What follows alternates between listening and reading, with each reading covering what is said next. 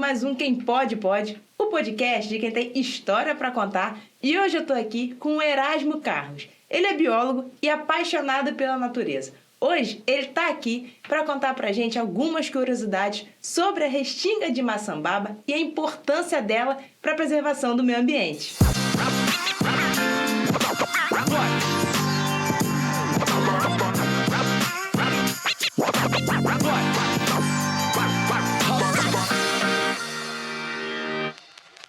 É uma alegria, é uma honra estar aqui para falar de maçambaba, falar de natureza. E também quero parabenizar você e o podcast, porque vocês acabam dando voz, né, à comunidade do entorno da Lagoa de Araruama, nos mais variados segmentos, mais variados assuntos. E eu acho que qualquer canal de comunicação tem essa importância muito grande, né, para manter a democracia viva, as pessoas podendo colocar suas opiniões, enfim. Então, parabéns e vamos trocar aquela ideia bacana. Obrigada. Erasmo, conta, não só para mim, mas para todo mundo, me conta mais sobre você. Quem é o Erasmo? Bom, o Erasmo é um jovem de 50 anos que nasceu lá na Praia Seca, né? Tem que ser sempre jovem, né? Tá certo. Nasceu lá na Praia Seca, na restinga de maçambaba, daí vem toda essa paixão, né? Essa sensação de pertencimento por ter nascido naquele local e ter acompanhado todas as transformações, né? Que não só a Praia Seca, como a região dos lagos, né, vai passando ao longo do tempo, isso é normal. Enfim, e aí essa paixão pela natureza, ela foi que, à medida que eu fui crescendo, a paixão foi crescendo, né? E aí eu busquei fazer biologia para entender mais sobre o local e a região a qual eu pertenço, né, a região dos lagos, né, região da Costa do Sol. E hoje a gente faz um trabalho todo voltado para a questão ambiental, né? Eu trabalho na educação.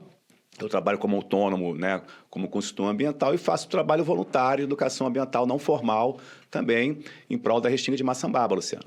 E você é formado em biólogo e tem alguma outra formação? Sim, né, eu fiz a graduação de biologia, depois eu fiz uma pós em gestão ambiental e fiz um MBA, que é SMS, na indústria do petróleo, né, que SMS é uma sigla que no mundo corporativo significa qualidade, segurança do trabalho, meio ambiente e saúde ocupacional. Vai ficar sempre muito atento, né, atualizado. Sim, a gente não para de estudar, né? A gente tem a graduação e a pós, porém, a gente sempre buscando outros cursos, né, para estar alimentando cada vez mais a informação, até porque a natureza é dinâmica, hoje o mundo tem muita informação e a própria questão ambiental trabalha com muita legislação, né? Então a gente tem que estar sempre antenado. E você é professor desde a formação? Sim, sim. Antes mesmo de eu me formar, já comecei a lecionar, fui para a sala de aula e aí foi uma paixão, né? Então eu sou educador realmente de alma, gosto do que faço e eu acho que esse convívio é muito bacana. Se eu não tivesse esse convívio com a moçada, eu acho que eu não seria um jovem de 50 anos, seria um senhor. Então é muito bacana a dinâmica da moçada, eles têm sonhos, eles têm planos, isso alimenta a gente e a vontade de trabalhar, Luciano. Qual é a faixa etária de alunos que você tem hoje? Então, são adolescentes, né? Eu trabalho na escola técnica, por exemplo, no curso técnico meio ambiente, e aí acho que a maioria é todo mundo menor ali, entre os 13 e 18 anos, enfim, 13 e 17 anos, enfim. Mas é muito bacana. Então é bem vivo, né? Bem vivo. Você vai se renovando a cada turno. Exatamente. A cada ano é uma experiência nova, né? Isso é o barato da educação. As coisas elas não se repetem, né, iguaizinhas. Você trabalha com o ser humano, né? E uma própria turma, ela é bacana porque ela é heterogênea, né? Cada ser humano ali tem um pensamento, tem uma personalidade. Isso é muito gostoso.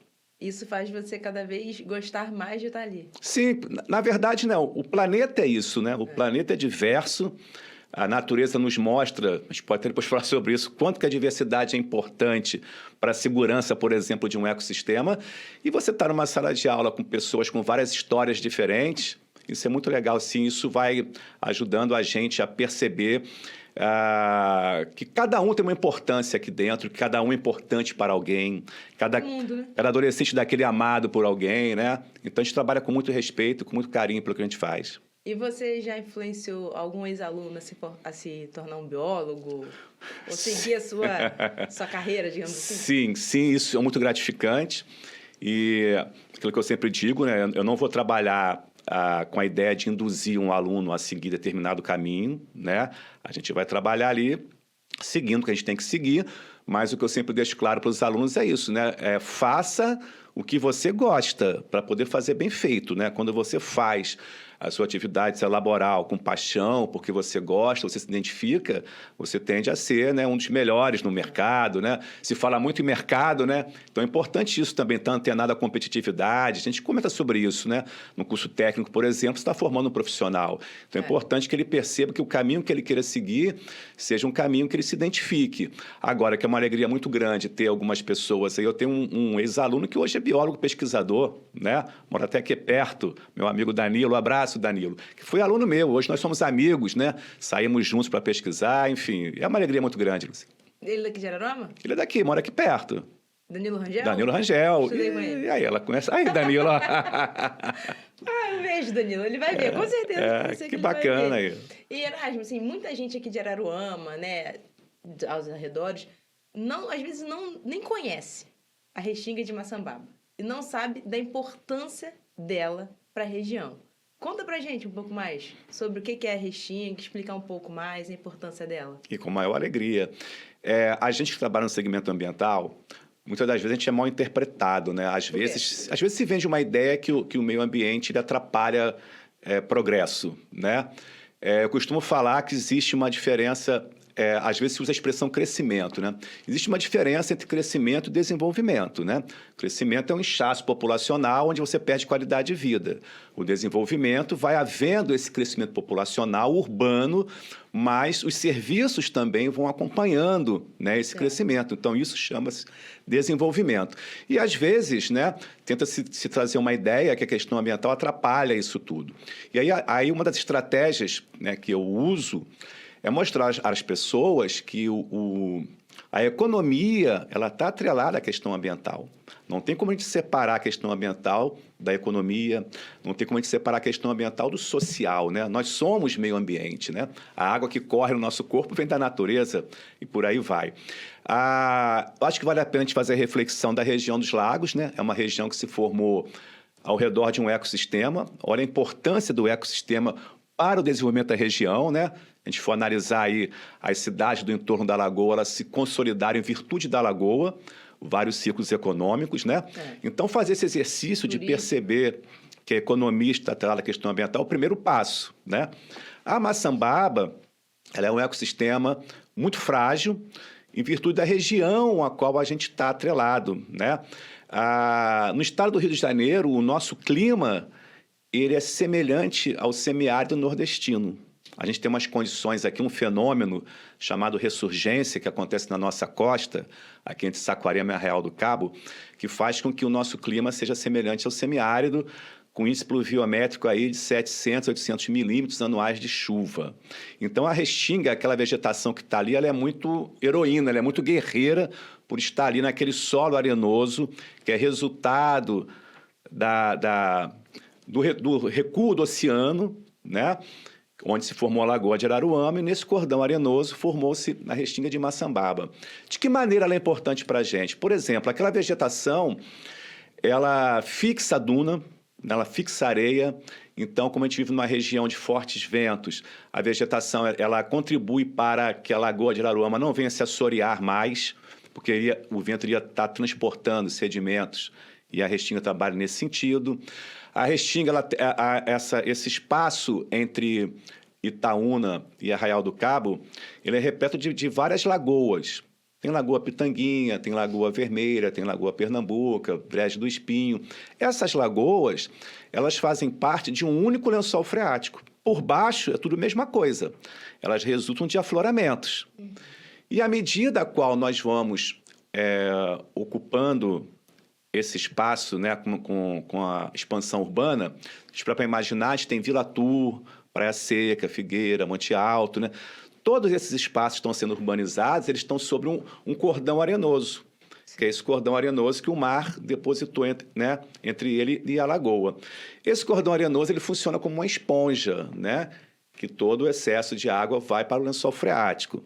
A gente hoje faz uma transposição hídrica. A gente tira a água desde o Turnaíba e injeta no lençol freático ao longo da Restinga de Maçambaba, né? A água tratada que a gente consome vem do Turnaíba. Toda a água que a gente consome vira esgoto, não é isso? Sim.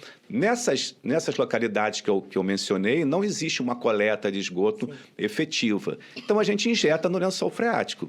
Então, ao passar do tempo, a expansão urbana aumentando e a gente continuando lançando água no lençol freático, a tendência é cada vez mais ele fique mais aflorado. Então, a maçambaba é importante na manutenção dessas lagoas, desses complexos hídricos e da vegetação do entorno, que a vegetação funciona como se fosse uma esponja absorvendo, né? Então, essas lagoas e essa vegetação do entorno, elas drenam o excesso do lençol freático, né?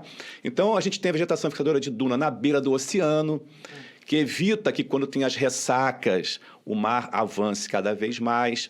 Então, tudo tem uma importância que, muitas das vezes, ela passa meio despercebido. É natural que as pessoas não tenham conhecimento, né?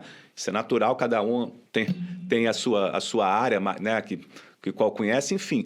Mas é que a gente chama a atenção para as pessoas terem essa acessibilidade de dar valor ao conhecimento. A gente vive um momento, obviamente a gente não pode generalizar, que parece que algumas pessoas só valorizam o conhecimento quando ele lhe é conveniente. É verdade. Né? E aí, quando não é, você nega aquele conhecimento. Então, o segmento ambiental ele faz um trabalho para o coletivo. Ele começa a mostrar que determinados problemas podem acontecer, né? Se a sociedade não tomar certas atitudes.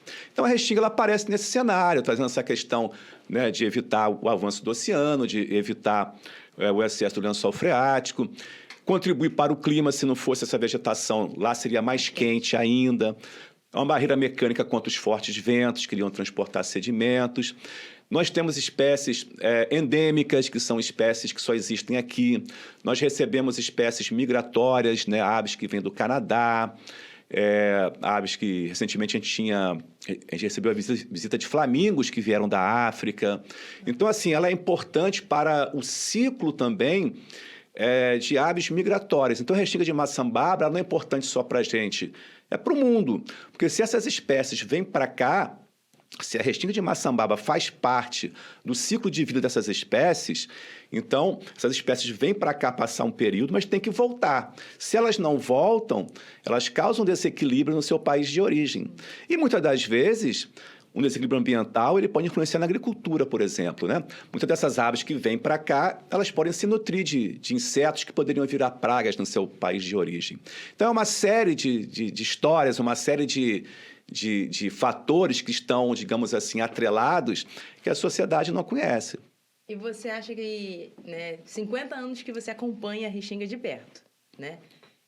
As mudanças foram muito grandes, prejudiciais para o meio ambiente? O que você que vive ali, né? Sim, a gente acompanha, né? Porque a sua história está ali, né? Sim, porque, assim, sim. é muito, assim, mais fácil, talvez, a pessoa que é de fora vem, estuda e vai embora.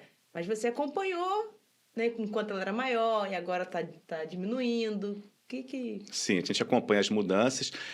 Eu acho assim que as mudanças mais bruscas elas estão acontecendo agora numa velocidade muito rápida, né? Eu não sei se essa sensação é só minha, parece que toda a região está assim, né? Parece que está tudo muito rápido, tudo acontecendo. Atropelando, né? Né? Uhum. Enfim, a Restinga de Maçambaba, ela é de 86, né? Assim, ela é uma unidade de conservação. O que é unidade de conservação, né? Existe uma legislação federal que criou o que nós chamamos de unidade de conservação, que são áreas naturais que são protegidas por lei, né? Então, existem várias categorias de unidade de conservação e a Maçambaba está inserida em duas. Uma chama-se APA, Área de Proteção Ambiental. A APA era uma unidade de conservação que ela permite um maior uso público, então ela permite, de acordo com o seu zoneamento, a ocupação urbana, por isso Praia Seca está lá, né? E em Figueira e Vila Tu. E tem também o parque, né? No caso, a Maçambaba está inserida no Parque Estadual da Costa do Sol. O parque ele já é uma categoria de unidade de conservação de proteção integral. Então, ele já tem um plano de manejo onde ele não admite, por exemplo, a presença humana, né, determinadas atividades, somente pesquisa ou uma atividade de ecoturismo guiada, aprovada, né? E essas coisas não acontecem. Então, a gente começa a ter esse conflito na Maçambaba. O fato do desconhecimento das pessoas sobre a legislação, muitos, né, a gente não pode generalizar, muitos entendem que aquilo ali está para servi-los. né? Então, a gente começa, por exemplo, com descarte irregular, né, de lixo, a gente começa com as queimadas irregulares, a gente tem muitas das vezes caça, retirada de plantas também de forma irregular, a gente tem um desafio, que é a questão dos veículos automotores, né, que vão estar trafegando sobre a região de duna, na areia da praia. Isso também é um exercício que a gente pode fazer no futuro, como é importante que as pessoas entendam, né? O ambientalista ele não é contrário ao desenvolvimento. Ele quer, ou ele entende, o desenvolvimento tem que acontecer bom para todo mundo.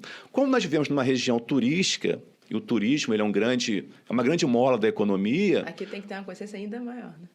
Maior, mas assim, onde eu quero chegar? Pode-se estudar, de repente, determinadas áreas onde possa receber esse tipo de atividade, né? Entendi. A gente pode fazer um estudo. Essa área aqui, de repente, a gente pode regulamentar e organizar para que o veículo automotor trafegue, não leve risco para também os banhistas, né? Enfim. Então, os desafios de preservação da maçambaba são muito grandes, né?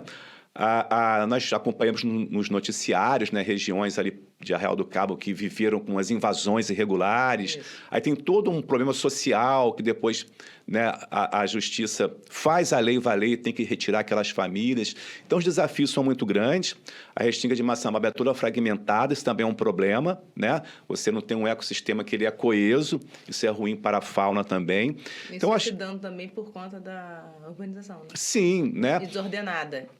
Desordenada e também, assim, né? alguns loteamentos, eles já existiam, já eram aprovados antes do decreto da APA. Então, isso tem que valer, né? Tem que ser respeitado. Então, isso fragmentou. A Figueira já existia antes, Praia Seca já existia antes, Vila Atu antes, né? Então, o desafio hoje é esse, é tentar fazer as pessoas entenderem que elas vivem dentro de uma unidade de conservação, que na unidade de conservação existe regra, e muitas das vezes isso é complicado, porque as pessoas chegam, por exemplo, na Praia Seca, sem saber que existe uma unidade de conservação. Porque é muito cidade turística, né? Sim. Tem muito, o que a gente chama, são as pessoas que não moram aqui, os veraneios, né?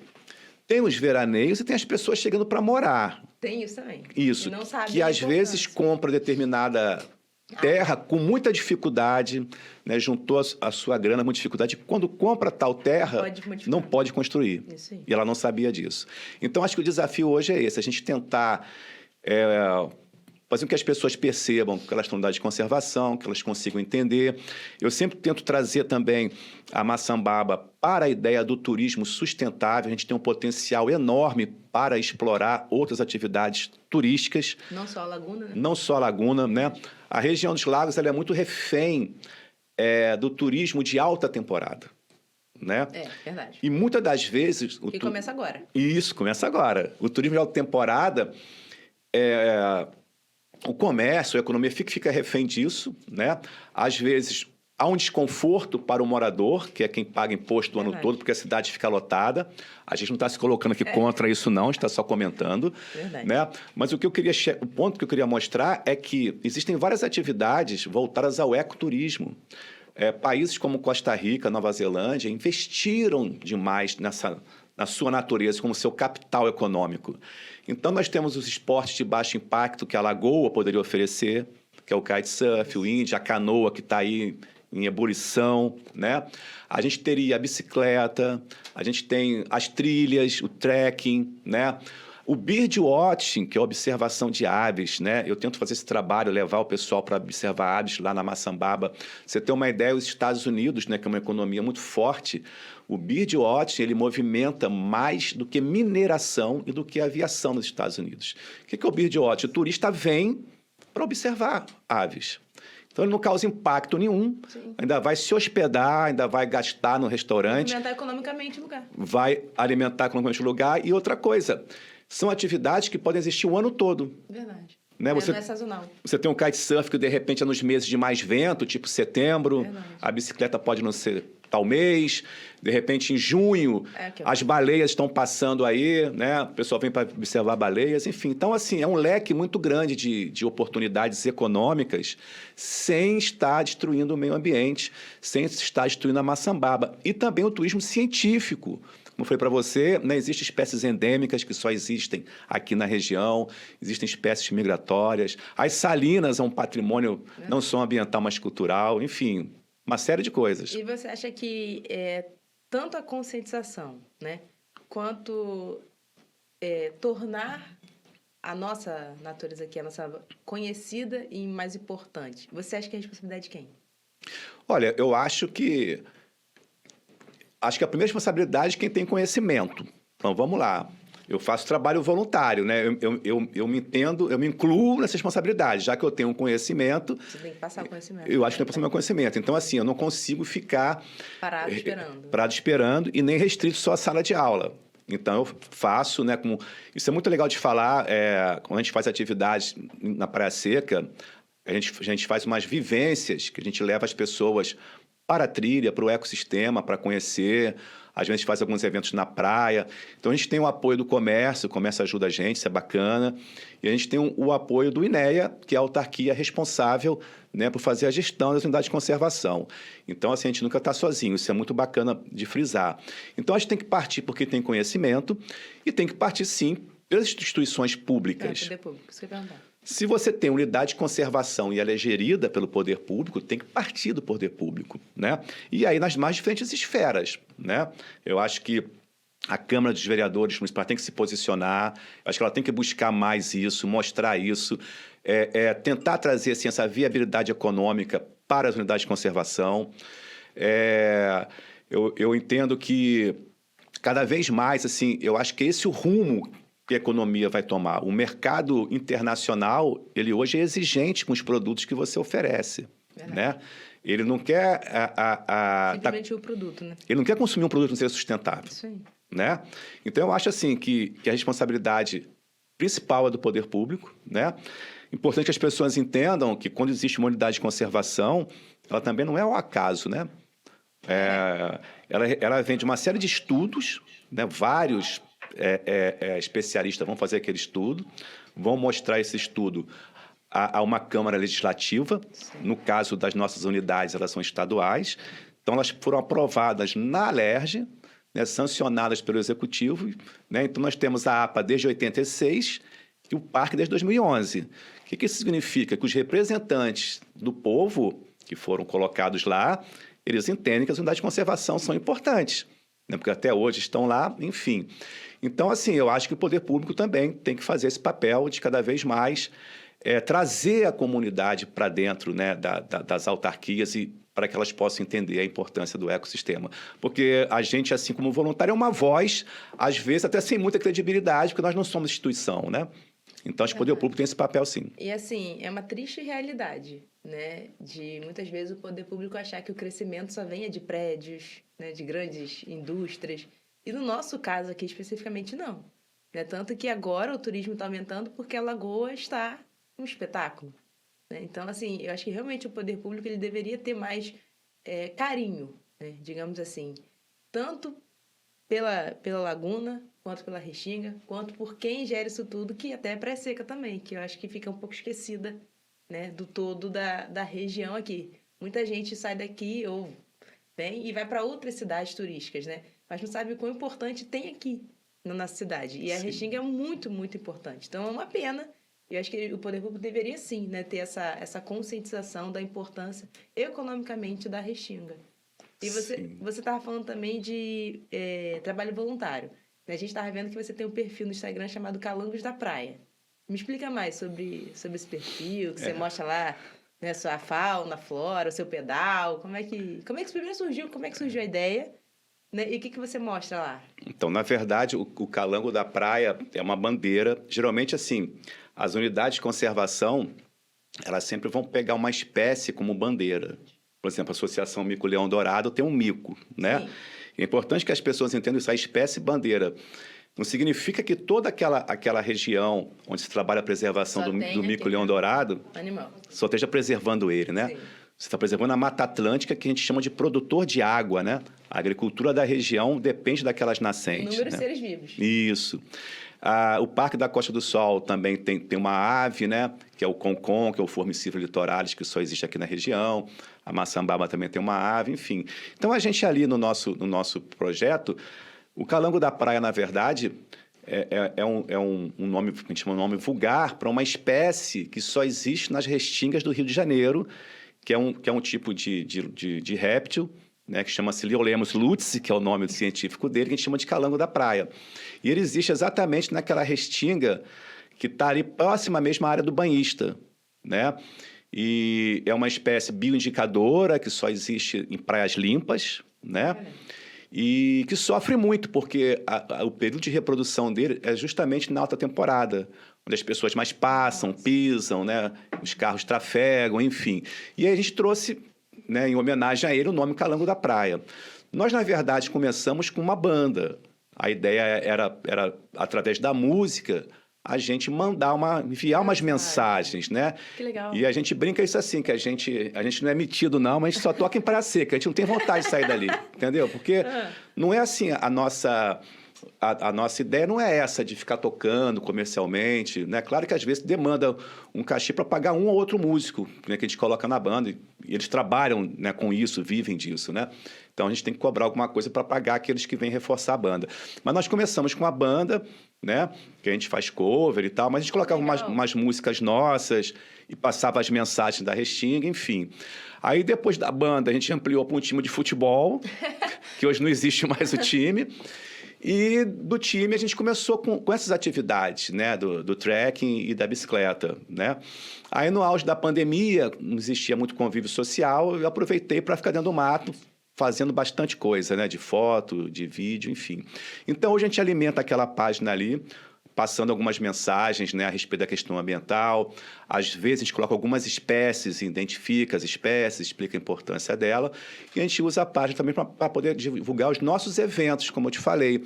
Às vezes, né, a gente organiza eventos onde a gente convida a comunidade a participar. A gente chama isso de educação ambiental não formal, né? A gente saiu dos muros da escola e aí está aberto quem quiser participar para conhecer a Maçambaba, conhecer a laguna, conhecer os fenômenos como a ressurgência que acontece aqui, as pessoas entenderem que as baleias passeiam por aqui e tantos outros fenômenos como bioluminescência que existe na nossa região que as pessoas não conhecem. Então a gente vai tentando mostrar isso através desse voluntariado. Então a página fica ali, né, para estar mantendo acesa essa chama do calango, da restinga, e a gente usa ela para divulgar os eventos. E você acha que as pessoas estão buscando mais informação, estão assim se interessando mais? Sim, eu acho que sim. Como eu falei para você, esse crescimento que a região vem passando, ele tem os pontos positivos, assim, né? Eu acho que a gente tem que sempre olhar os pontos positivos. Bom, A gente tem um adensamento populacional, isso é fato. Não tem como conter isso, isso faz parte, né? O ideal é que o adensamento aconteça, como nós falamos, né, com qualidade de vida para todo mundo. Então, chega muita gente também esclarecida e muita gente querendo manter a qualidade de vida, né? Como você falou, a Praia Seca é linda, né? A região dos lagos, né, tem muita beleza e vem chegando pessoas buscando isso, né? Buscando qualidade de vida, buscando manter esses ecossistemas, essa natureza, né, viva. Como você falou, tem muito mais do que só a laguna ou só o mar. Tem muita coisa boa para se ver. Se você parar para analisar um pôr do sol no verão na Praia Seca, a gente aqui na costa nossa, a gente tem um fenômeno que acontece em poucos lugares do mundo, chama-se green flash. Dependendo das condições, os raios do sol são verdes, né? Para isso acontecer, só vai acontecer onde o sol se põe dentro do mar, que é o nosso caso, né? E o céu sem poluição, que também é o nosso caso. E dependendo da umidade, então ele vai, né, fazer a refração da luz, vai sair essa cor verde. Então, assim, são vários fenômenos que a gente tem que poderiam ser explorados comercialmente para atrair o turista. E eu acho, sim, que as pessoas estão buscando isso, estão buscando qualidade de vida, estão buscando a preservação, né? Ao longo da região dos lagos, existem pessoas voltadas, cada um levantando, às vezes, uma bandeira. Tem aqueles que se preocupam mais com a lagoa, tem aquele que está preocupado com a Restinga do Peró, tem aquele com o Vilatu. O Instagram ou a rede social é uma ferramenta positiva nesse ponto. Tem muita gente fazendo trabalho parecido com Calango, entendeu? E chega para mais gente, né? Chega para mais gente, né? Eu ainda assim, eu ainda vejo que eu cheguei pouco na região, né? Eu tenho muita gente de fora. Pois é. Porque o que acontece? Você acaba atraindo por afinidades. Então, aquelas pessoas que gostam da biologia ou da natureza acabam seguindo, né? O turista que quer vir. E chega na população mesmo, chegou pouco. Né? Mas a gente continua, né?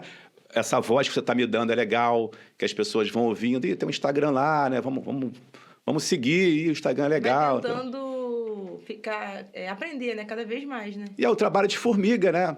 A gente tem essa noção que é de formiga, que é lento, enfim. E esses espaços, assim, reitero, é muito importante para que a sociedade possa saber o que está acontecendo, né?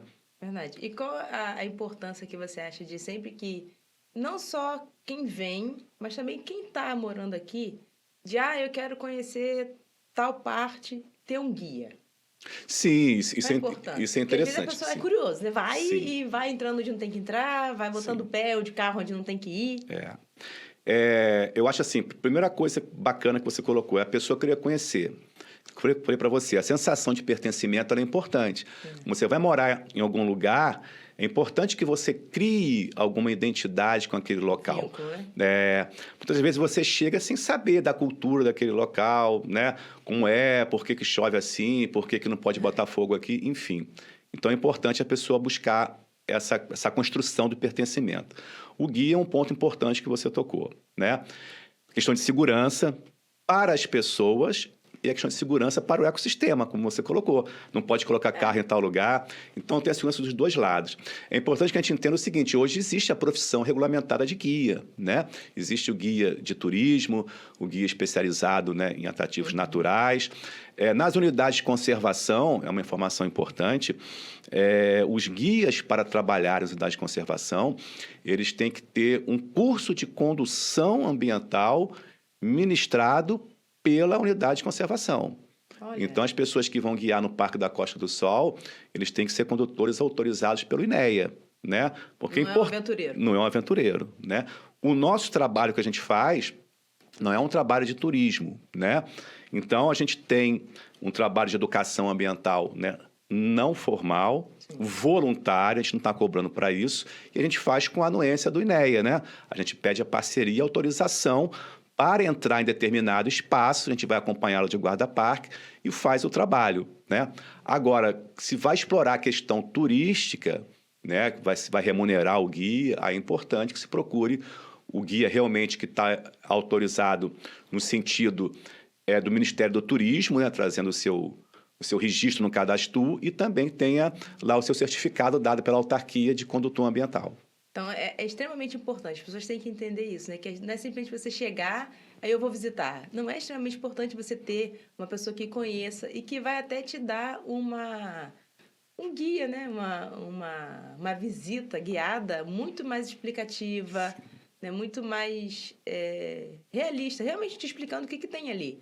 Não é uma aventura. E você percebe outra coisa, está gerando emprego e renda. Você está dando emprego para uma pessoa, né? Se o guia vai trabalhar, né? Olha que interessante, né? A gente vê o ecossistema dando uma oportunidade de trabalho, né? E sim, é importante isso, porque quando você entra no ecossistema, você tem que saber onde você pisa, qual o seu comportamento. Eu sempre costumo falar, quando a gente vai entrar no ecossistema, a gente está entrando na casa de alguém. Sem pedir licença. Né? É isso aí. Imagine você na sua casa, gostei da sua observação. Tinha uma professora que falasse para mim. Imagine você na sua casa. Que falasse pra gente. Você está na sua casa, aí chega uma van cheia de estranhos, troca a sua televisão de canal, vai na sua geladeira, pega a sua Coca-Cola. Como você se sentiria? É o que acontece com a fauna, né? Quando você entra no ecossistema, ele vai ficar todo assustado.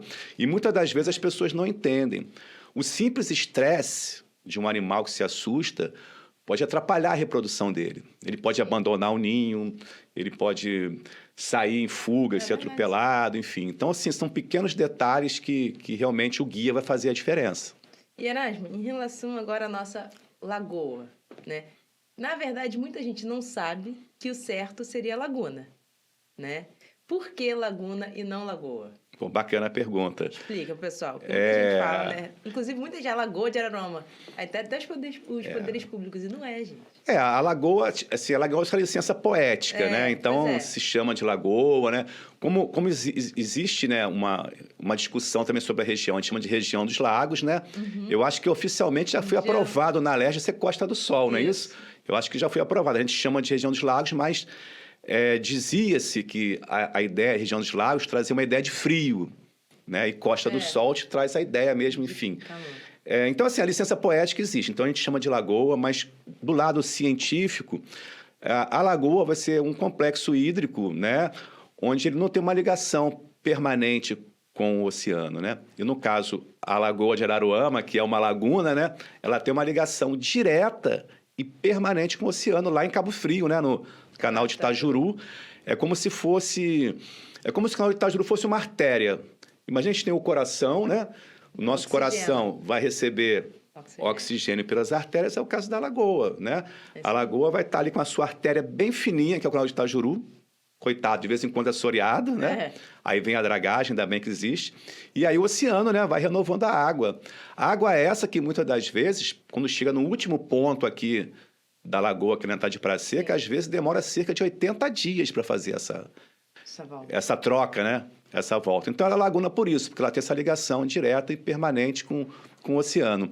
E aí, se você me deixa falar aqui, que eu sou muito falador... Eu deixo. Tocou na lagoa, eu lembrei de uma história, já que eu sou um jovem de 50 anos. Existia aqui no passado um médico, eu acho que ele é vivo, não sei, ele foi até prefeito de Cabo Frio, o nome dele era Ivo Saldanha. Ele era um médico em Araruama no final dos anos 70, e ele usava um chapéuzinho escrito SOS Lagoa.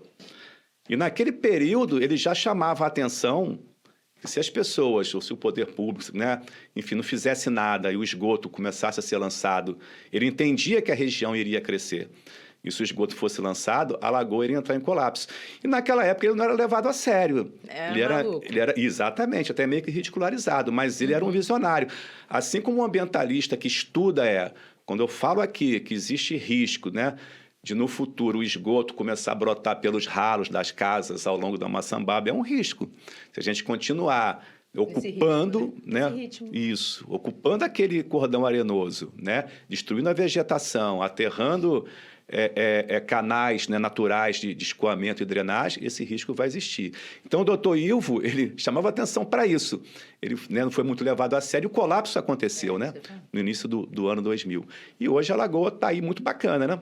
Está oxigenando de novo, né? E assim, a gente olha, né? Na verdade, acho que a gente não dá muita importância, né? A gente sabe que ele é linda. Mas sabe que você acha que é tão... não é tão comum, é porque é tão nossa casa, né?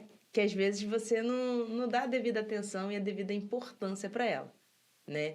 Mas a Laguna de Araruama é a maior laguna hipersalínica, né, do mundo. Sim. Qual é essa importância? Explica para o pessoal que não entende, que não sabe, que acha que simplesmente jogar o esgoto lá é legal ou simplesmente só quer fazer churrasco no final de semana. Eu acho que assim, é outro exercício importante, né, da sociedade estar atenta, né? A gente deve cuidar do nosso patrimônio, né? Muitas das vezes, né, igual como você fez aquela pergunta anterior de quem é a responsabilidade da Maçambaba, eu falei que, além do poder público, minha também, né? Conhecimento, isso aí. Eu acho que a lagoa também é responsabilidade de todo mundo, assim. A gente tem que cuidar do nosso patrimônio. A gente, claro, não pode generalizar, mas muitas das vezes, parcela da sociedade, ela comete um equívoco de achar que o poder público tem que resolver tudo. É óbvio que ele tem a sua responsabilidade, mas nós também temos, né? Cidadão, né? Sim, exatamente. Então, assim... Eu acho que tem aquela questão econômica que nós falamos, né? A gente tem toda uma região que se consolidou em virtude desse ecossistema, né? Ela é um complexo hídrico, né? Que ela traz as suas particularidades, assim como nós falamos da Maçambaba, a região dos lagos, ela tem isso, ela traz muitas singularidades que não existem em outros locais do planeta. Então, a lagoa, ela tem essa característica que você falou, né? Hipersalínica, sempre, né? Porque existem algumas lagoas que elas não vão ter sempre essa questão da salinidade. Aqui não. É sempre.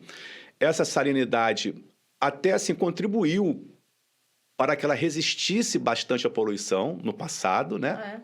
Por a questão salínica não deixa quaisquer organismos se reproduzirem com facilidade. Você sofreu muito, né, coitado? Sofreu devido à imensa quantidade, né, que se jogava.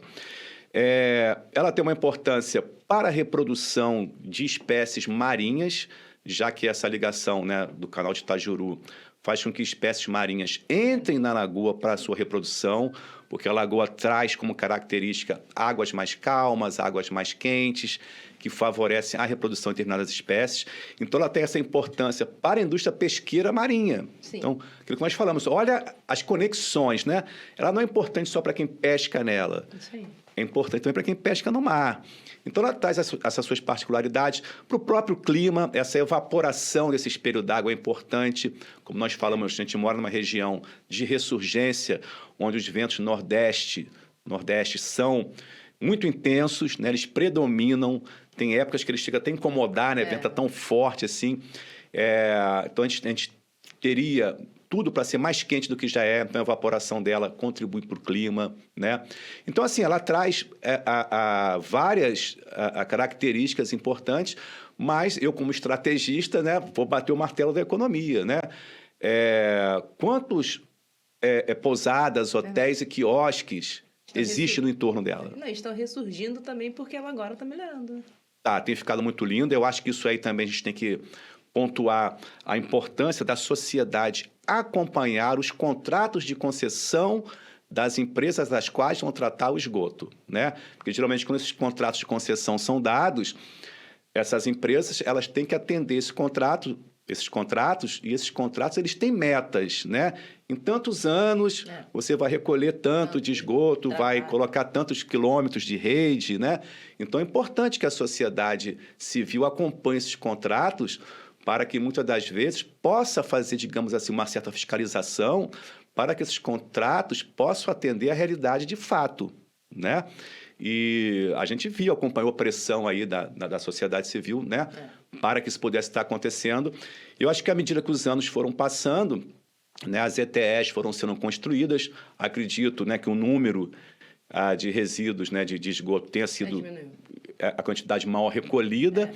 Agora, a gente tem que estar alerta, por quê? O que nós falamos, a região vem crescendo. É importante que a concessionária acompanhe esse crescimento, recolhendo. Não adianta ela recolher o que recolheu ano passado, que ano que vem já tem mais gente. A gente tem que estar atento a isso, né? O crescimento é muito grande da região, né? E a população tem que estar sempre atenta, né? Sempre atenta, ajudando a fiscalizar no bom sentido. E há um pouco tempo atrás surgiram, né? Alguns cavalos marinhos na lagoa. Muita gente falou que foi colocado ali. Outros, não, pode ter vindo pelo mar. Isso pode ter acontecido deles terem vindo desse canal de Itajuru ou não? Porque muita gente fala que o cavalo marinho ele não suporta, né, a nossa laguna aqui. Que ele não conseguiria reproduzir. Na biologia, a gente nunca pode ser igual matemática, né? 2 mais 2 são 4. Então, a gente tem que ter muito cuidado nas nossas respostas. Existe uma universidade, que me fugiu o nome agora, que está fazendo um trabalho, né, uma pesquisa sobre os cavalos marinhos na lagoa, porque realmente chamou muito a atenção, como você falou. São características que, né, na teoria, não seriam favoráveis e eles estão aqui. Acredita-se, sim, que eles tenham entrado pelo canal de Itajuru, né? E eles estão, assim, presentes em todo o entorno da lagoa. Não é só um ponto que está aparecendo, entendeu? A impressão que se dá é que ele está se habituando bem, se adaptando bem, se reproduzindo. Dá-se essa impressão. Eu acho que um estudo que deve ser acompanhado também é a questão da salinidade da lagoa, né? Acredito que alguns pontos da lagoa que venham a receber esse esgoto tratado, eles devem de apresentar uma salinidade mais baixa, né? Entendi. Eu acho que é importante a gente parar para pensar nisso. A longo prazo, essa quantidade de esgoto que vai sendo jogado na lagoa, mesmo sendo tratado, você está jogando uma água diferente, uma água, digamos assim, doce. Sim, diferente. Não importa a quantidade, ela é diferente. Né? Isso vai trazer alguma diferença para o ecossistema, né? Então, talvez alguns pontos estejam menos salinos e oferecendo, de repente, uma qualidade melhor, né, de vida para o cavalo marinho.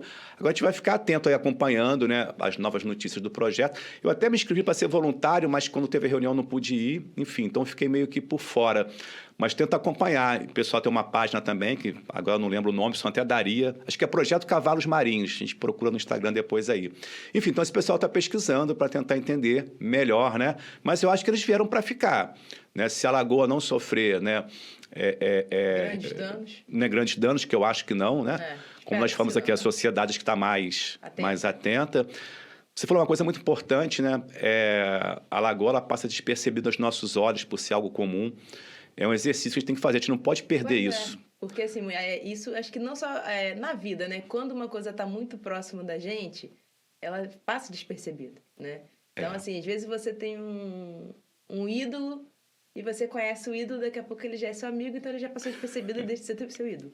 Então, assim, a mesma coisa é a laguna. Isso não pode acontecer no casamento. Não, mas a mesma coisa é a lagoa, né? Ela não pode realmente passar despercebida. Acho que a gente tem que passar por ela e contemplar a beleza e a importância dela, né? Não é só você ir lá, tomar um banho e largar o lixo lá. Eu acho que o que está acontecendo hoje, né, eu não lembro da Lagoa Cristalina. Não lembro, tem 30. Não precisa falar, não. 31. Guarda segredo. 31, não. Mas eu não lembro da Lagoa do jeito que ela está voltando hoje, né? Então, assim, eu acho que é muito legal meus avós, meus pais terem vivido isso. E hoje eu consegui viver, e meus filhos também. Então, assim, o que eu espero é que a gente tenha essa consciência de que é importante e vá conscientizando as crianças. Sim, sim. Né? E, assim, uma dúvida que eu tenho. Por que em Praia Seca, assim, no entorno de Praia Seca, hoje, a lagoa, ela tá praticamente cristalina. Tá cristalina. E por que aqui pro centro de Araruama ela ainda continua escura? Então, isso aí tem a ver com o regime de correntes e regime de vento, né?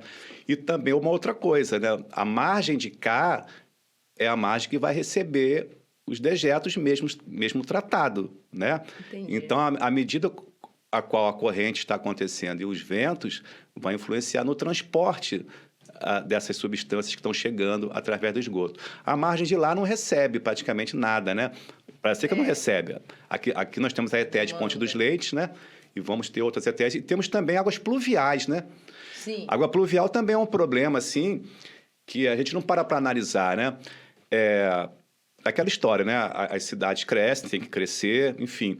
À medida que a gente vai aumentando também essa canalização de águas pluviais, isso também contribui para desconfigurando o ecossistema, porque aos nossos olhos pode passar imperceptível, mas a água pluvial ela está levando, a chuva lava, por exemplo, as estradas que têm resíduos de óleo diesel, de gasolina, o que pode parecer pouco, acontecendo ao longo dos anos, vai desconfigurando, né? A gente tem na Praia Seca, a Lagoa Pernambuca e a Lagoa Vermelha, por exemplo, elas trazem um substrato no fundo chamado estromatólitos, né? Que é algo de extrema importância cientificamente, que talvez um país desenvolvido faria desses estromatólitos a galinha dos ovos de ouros para ganhar dinheiro com turismo, e a gente a gente não conseguiu, as pessoas nem sabem que existem os estromatólitos. Então, por exemplo, água pluvial... Ainda reclama, se entra, a lagoa tá... Essa lama, né? Tá lama.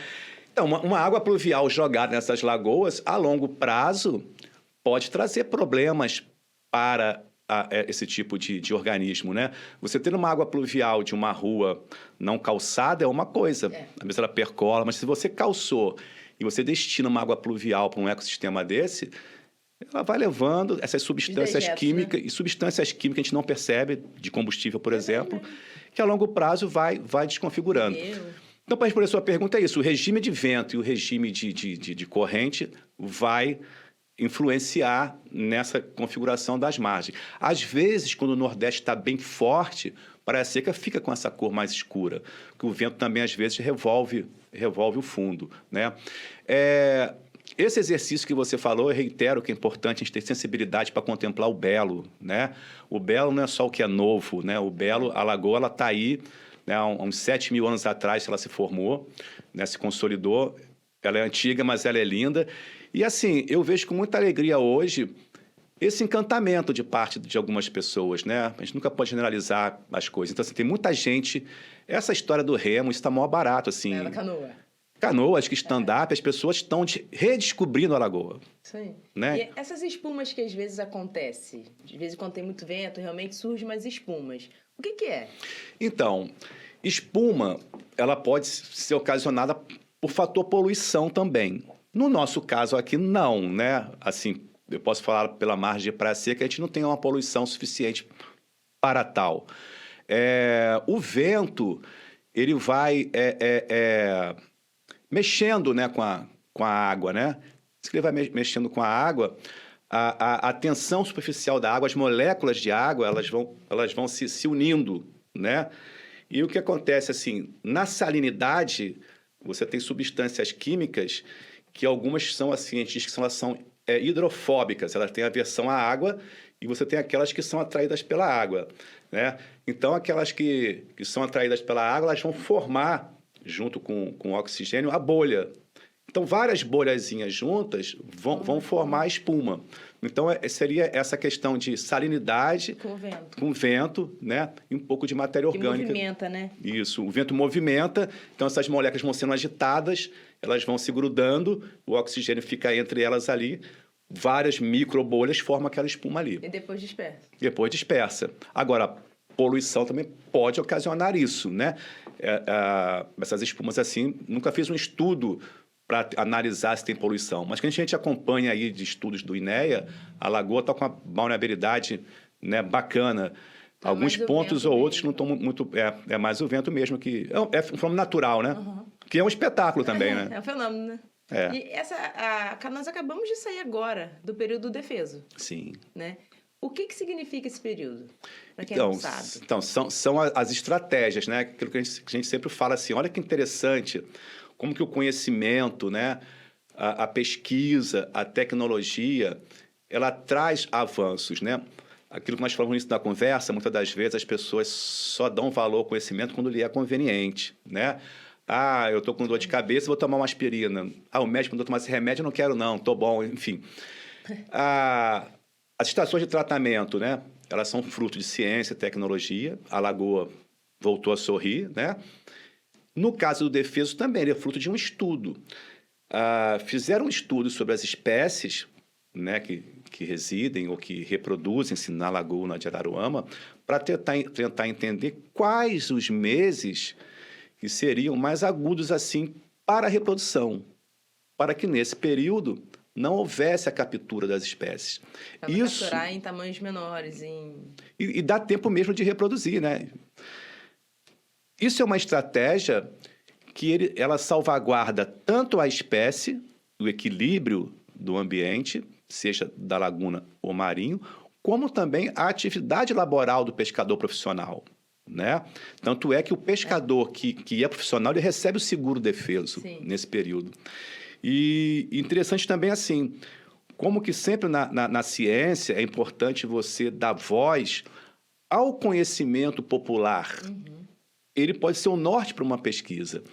E aí os próprios pescadores, eles começam... Ele vivencia aquilo, né? Sim, né? De repente ele não tem, né, um conhecimento científico, mas ele tem a vivência. Tem a vivência, que é importantíssimo. E eu sou fã desses saberes populares, assim. Acho que isso ensina muito. Então, eles sinalizaram que deveria haver 2 períodos. O do camarão num período e das outras espécies em outro período. Então, nós saímos agora outubro, setembro e agosto, né? Agosto, setembro, outubro, que foi das outras espécies. Dia 30? Acabou em outubro, novembro já liberou. E o defeso do camarão foi anterior, foi abril, maio e junho. Ou seja, então no período de abril, maio e junho não se pescava camarão, mas se podia pescar as outras espécies. E durante esses últimos 3 meses não se pescava as outras espécies, mas se pescava o camarão. Então, assim, é o conhecimento mostrando que é possível você conciliar desenvolvimento com qualidade de vida e economia. E regularizando, né? Regularizando. Porque se deixar também de qualquer jeito, daqui a pouco estava pegando todas as espécies, de qualquer tamanho. Poderia entrar em colapso o ecossistema e colocar o próprio pescador profissional numa condição difícil de sustentar a sua família, né? É verdade, né? A gente não para pensar desse modo, né? A gente só pensa que, não deu peixe. É aquilo que eu te falo, as conexões são muito grandes na natureza, né? O ar que a gente respira, que a gente esquece que a gente respira, eu preciso dos fotossintetizantes fazendo fotossíntese. É que eu sempre falo, com toda a tecnologia do mundo, a gente não consegue ir numa casa do varejo e comprar em 10 vezes no cartão sem juros uma máquina que produza oxigênio que produza água. Verdade. Eu preciso dos ecossistemas, né? É importante que a sociedade faça esse exercício de fazer essas conexões. A própria agricultura, ela depende demais dos ecossistemas, né? A Amazônia, com a sua evaporação, tem os chamados rios voadores, né? Ela consegue distribuir vapor d'água sobre o continente nacional, que vai precipitar sobre áreas agricultáveis, enfim, é tudo uma conexão bonita.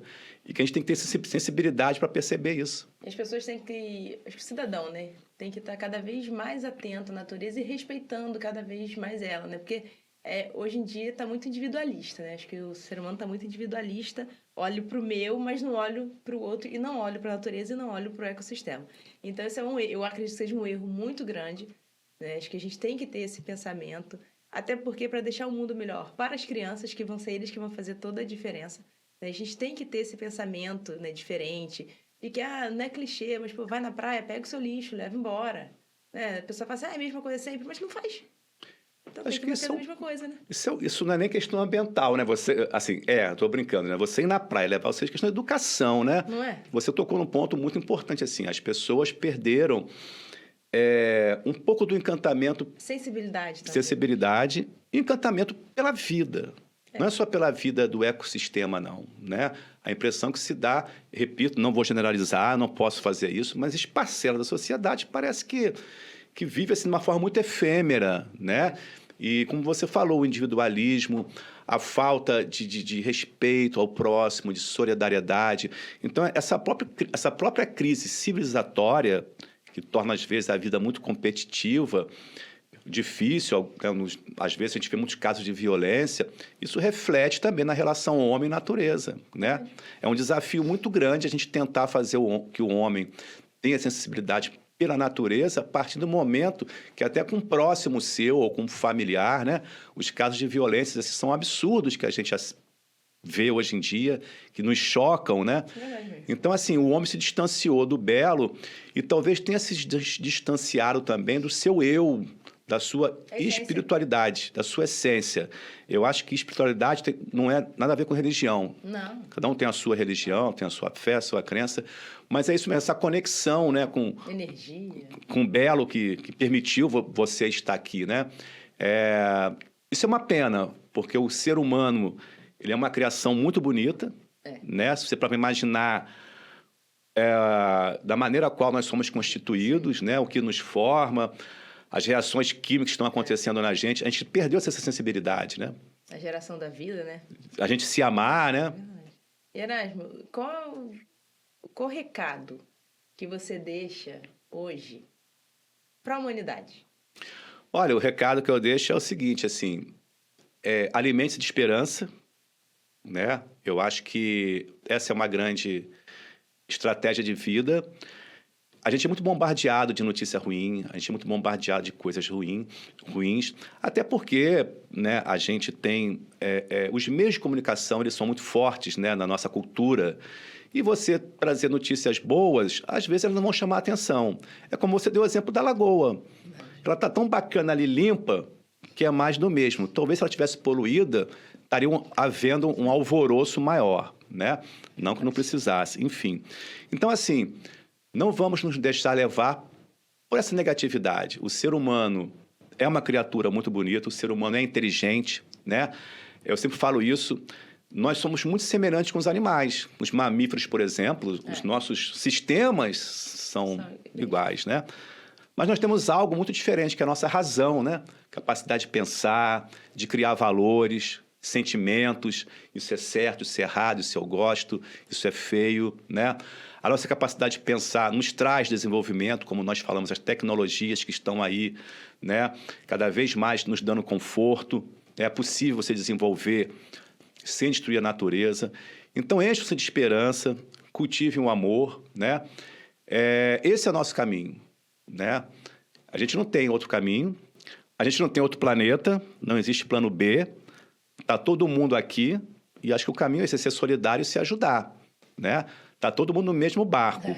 Quando nós temos um conflito ambiental, dependendo do que ele for, tanto faz se o indivíduo ganha um salário mínimo, né? Ou se ele tem uma renda, né, gigantesca, né? A gente viveu isso. Todo mundo. A pandemia da Covid mostrou isso, né? As mudanças climáticas estão aí, a COP começou ontem, enfim. Então, eu acho que a gente tem que perceber isso, né? Quanto mais juntos nós estivermos, melhor para todo mundo. E deixo um último recado aqui, dia 12, lá em Praia Seca, quem quiser curtir um showzinho ao vivo, a gente vai estar lá levando um som no armazém. Abraços. Ah, que legal. Eu acho que também as pessoas devam Desculpa, que legal. Eu acho também que as pessoas têm que cuidar mais do quintal de casa, né? A gente dá muito valor pro fora, né? E esquece daqui. Essa semana mesmo a gente colocou, passando ali em Praia Seca, um stories e botou uma enquete de onde que seria. E, incrivelmente, né, o perfil daqui, tudo certo. O pessoal falou que era Natal, Rio Grande do Norte. Então, acho que as pessoas também têm que ter essa consciência de olhar para o quintal de casa, né? Porque é muito importante. E a natureza aqui pra gente é extremamente importante. Então, eu acho que as pessoas têm que cuidar cada vez mais. E onde que o pessoal te acha, além do show do dia 12? Então, Nas suas redes sociais. no Instagram, né, o projeto voluntário lá, o projeto Calango da Praia, né, onde a gente vai, né, sempre dando as explicações da Maçambaba e anunciando os nossos eventos. E o Bioera, que é a consultoria ambiental, só entrar lá, se precisar de alguma coisa, a gente está aqui às ordens. E, cara, agradecer a você falou mais uma verdade, né? Então, assim, a sensação de pertencimento, a construção do pertencimento, as pessoas não conhecem o próprio local que vive. E eu acho que isso que você falou no início da conversa, o poder público ele pode fomentar, né, mostrar a importância da região, até porque a gente vive numa região que depende muito do turismo, né? Erasmo, espero que você tenha gostado. Muito obrigada mesmo. E sucesso pra gente, né? Porque a natureza é nossa, eu acho que a gente tem que... Acho que depois dessa entrevista muita gente vai melhorar a consciência e a importância da Restinga, da Lagoa e de tudo que está em volta da gente. Muito obrigada. Eu que agradeço, obrigado pelo convite. Tá de verde aí, tá a caráter, sempre, esperança. Eu sempre vou, tá? Quando a natureza com a esperança. Meu Obrigado e parabéns aí por dar voz à comunidade. E até uma próxima oportunidade. Pessoal, grande abraço, saudações ecológicas. Gente, então é isso. Chegou até aqui, meu muito obrigado. Bate-papo muito legal, bate-papo muito esclarecedor. Então, deixo aqui mais uma vez o meu alerta. Vamos cuidar da natureza, não só pra gente, como para as nossas crianças. Então, a Laguna tá aí, linda. Então, vamos tirar foto, vamos postar ela, vamos falar disso e vamos cuidar dela, não só dela, como da Restinga. Espero que vocês tenham gostado. Um beijo, até a próxima e fui!